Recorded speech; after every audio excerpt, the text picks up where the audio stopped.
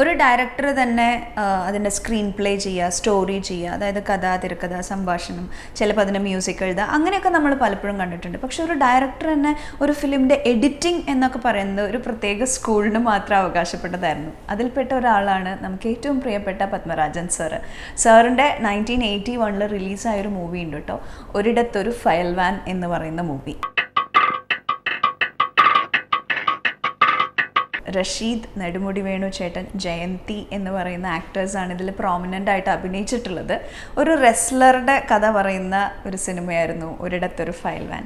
അപ്പോൾ ഇതിൻ്റെ വിശേഷങ്ങളും ഓർമ്മകളും ഒക്കെ പങ്കുവയ്ക്കാൻ ഏറ്റവും യോജിച്ച ഒരാളാണ് ഇന്ന് നമ്മുടെ കൂടെയുള്ളത്. പത്മരാജൻ സാറിൻ്റെ മകൾ മാധവിക്കുട്ടി ചേച്ചി.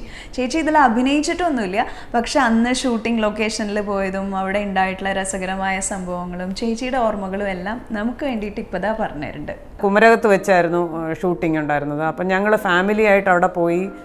പ്രേംപ്രകാശ്, ഞങ്ങൾ കറിയാച്ചമാമൻ എന്ന് വിളിക്കുന്ന കറിയാച്ചമാമൻ്റെ വീട്ടിലായിരുന്നു താമസം. അതൊരു ഭയങ്കര രസകരമായിട്ടുള്ള ഒരു ഷൂട്ടിംഗ് അനുഭവമായിരുന്നു. എന്ന് വെച്ച് കഴിഞ്ഞാൽ അവിടെ പോയി അവിടുത്തെ ഫുഡും ഒക്കെ ഞങ്ങൾ ഇതുവരെ കാണാത്ത വിവിധതരം ഫുഡുകളൊക്കെ ആയിരുന്നു കറിയാച്ചമാമൻ്റെ വൈഫ് ഡെയ്സി ആൻറ്റി റെഡിയാക്കി തന്നുകൊണ്ടിരുന്നത്. പിന്നെ ഞങ്ങൾ രാവിലെ എല്ലാവരും കൂടെ ഷൂട്ടിംഗ് കാണാൻ പോകും. അവിടെ കുറച്ച് ദിവസമേ ഉണ്ടായിരുന്നുള്ളൂ, ഏകദേശം ഒരാഴ്ചയൊക്കെ നിന്ന് കാണുമായിരിക്കും.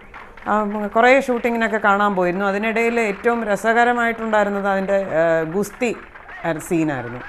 ഗുസ്തി എടുക്കുന്നത് നാട്ടുകാർ പലരും ഇത് ശരിക്കുള്ള ഗുസ്തിയാണെന്ന് വിചാരിച്ചാണ് അവിടെ കാണാൻ വന്നത്.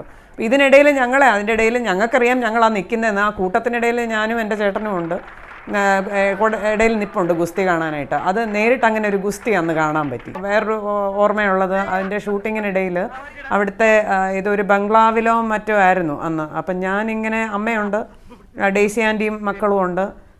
അപ്പോൾ ഞാനിങ്ങനെ തമാശ കാണിച്ച് ചിരിച്ച് കളിച്ചിങ്ങനെ വരുമായിരുന്നു. അപ്പോൾ മുകളിൽ നെടുമുടി വേണു അങ്കിളുണ്ട്. വേണു അങ്കിൾ മോളിൽ നോക്കി എന്നെ വിളിച്ചിട്ട് എന്തോ ഒരു ഗോഷ്ടി കാണിച്ചു. ഇത് കണ്ട് ഞാൻ മുകളിലേക്ക് നോക്കി, അതും നോക്കി ചിരിച്ച് നടന്നു വരുമ്പോഴത്തേക്ക് കാല് തട്ടി വീണു. അവിടെ ഉണ്ടായിരുന്ന സ്റ്റെപ്പിൻ്റെ വക്കിൽ പോയി ഇടിച്ച് നെറ്റിയിൽ ഇവിടെ പുരികത്തിൻ്റെ അവിടെ ആയിട്ടൊരു മുറിവ് പറ്റി. അപ്പോൾ അച്ഛനപ്പോൾ ഷൂട്ടിങ്ങിലാണ്, ഇതൊന്നും അറിയുന്നില്ല. അപ്പം ഞങ്ങൾ ഉടനെ തന്നെ എല്ലാവരും കൂടെ തന്നെ അടുത്തുള്ള ഏതൊരു ക്ലിനിക്കിലേക്ക് കൊണ്ടുപോയി. അപ്പോൾ ഇതിലൊന്നും അച്ഛൻ അറിയുന്നില്ല. അത് കഴിഞ്ഞിട്ട് തിരിച്ച് ഷൂട്ടിംഗ് എല്ലാം കഴിഞ്ഞിട്ടാണ് അച്ഛൻ നേരെ അങ്ങോട്ട് പിന്നെ അറിഞ്ഞാണ് അങ്ങോട്ട് വരുന്നത്. ഞാൻ വളരെ കൂളായിട്ടിരുന്നു. അച്ഛന് പക്ഷേ ചോര കണ്ടു കഴിഞ്ഞാൽ ഭയങ്കര പേടിയാണ്. അച്ഛൻ ഭയങ്കരമായിട്ട് അങ്ങ് പേടിച്ചു. പക്ഷേ ഞാൻ കൂളായിട്ടിരിക്കുന്ന കണ്ടതുകൊണ്ട് മാത്രം അച്ഛൻ കാമായിട്ടിരുന്നു.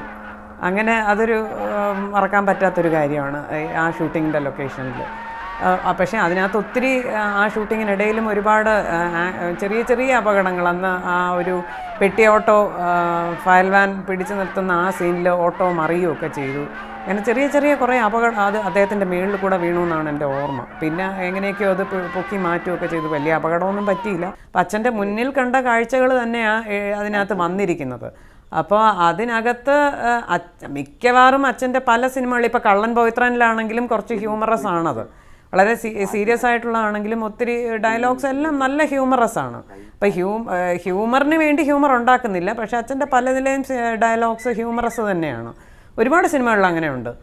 അപ്പം അതുപോലെ നാച്ചുറലായിട്ടുള്ളൊരു ഹ്യൂമറായിട്ട് എനിക്ക് തോന്നിയിട്ടുള്ളൂ. അല്ലാതെ അതിന് വേണ്ടിയിട്ടൊരു പ്രത്യേക ഒരു എഫേർട്ടോ അങ്ങനെ ഉണ്ടായിട്ട് എനിക്ക് തോന്നിയിട്ടില്ല അത്.